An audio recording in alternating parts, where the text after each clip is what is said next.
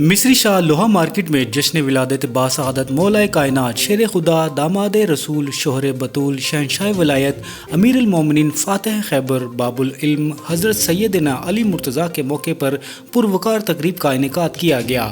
تقریب میں آمد پر مہمان خصوصی کا پرتپاک استقبال، پھولوں کی پتیاں نچھاور کی گئیں۔ مرکزی صدر مصری شاہ لوہا مارکیٹ چودھری عامر صدیق تقریب کے مہمان خصوصی تھے۔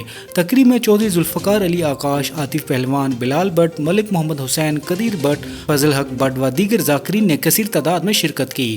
چودھری عامر صدیق نے کہا کہ امیر المومنین کی 5 سالہ حکومت میں عدل و انصاف کی حکومت قائم ہوئی، جس کی مثال کہیں اور نہیں ملتی۔